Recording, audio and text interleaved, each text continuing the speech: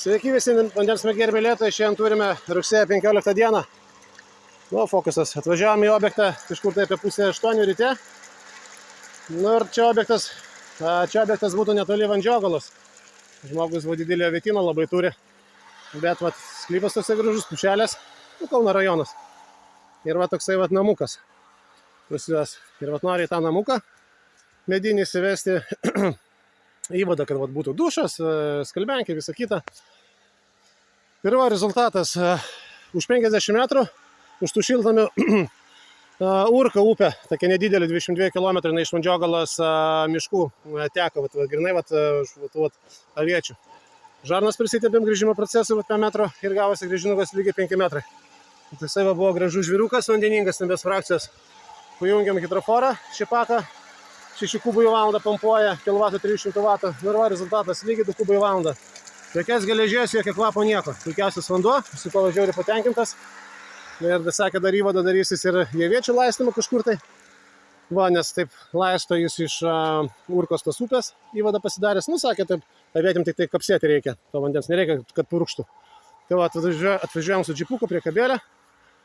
Leksusas jau pavargęs, dabar Honda Santa Fe bus darbininkas mūsų iki šių metų galo. O tai aplinka atrodo. Galiu namuką pafilmuoti jūsų? Galit, sako, gerai. Toksai profilinis namukas. Iš medinio profilio. Tai rasa. Taip atrodo namukas. Jo, ir čia tikrai stebuklas, nes Kauno rajone pagrindė yra moreninio molio lęšiai didžiuliai. Ir ten dažniausiai Kauno rajone gręžiniai nesigauna. Bet kai atvažiavom, matot, pušis, smėlis. Tai matau vandens debetą, kaip sakiau, 2 kubai į valandą ir gruntas buvo toks. Pradžiai su 1,70 m kraštų prasigrįžėm buvo smėlis.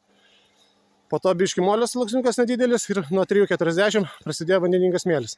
Ir pats vanduo yra pačiam dugne. 1,70 m buvo to vandeningo smėlio. Tai ir dėl to ir vandens statinis lygis yra nuo žemės paviršiaus 3,20 m. Ir pradžiai bandėm arčiau namelio gręžti su benzininiu grąžtu. Čia keliose vietose. Čia grinai bukvaliai 15 metrų nuo mūsų grįžimo proceso. Tai šitoje vietoje nuo gero metro prasidėjo kalkinių akmenų sluoksniai. Sluoksnis, kurie jau negalėjo grąžtas praeiti. Tas tokie akmenukai didesni, ten ir kumščiai maždaug dydžio. Tai tada atsitraukiam jau čia upės Urkos tiksliau.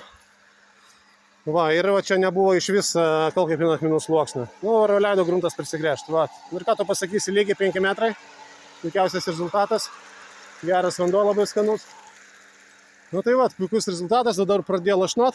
Tai kaip visada dažniausiai baigiam darbus, tada pradeda rylyti. Ką tada visiems geros dienos ir gero vandens. Iki.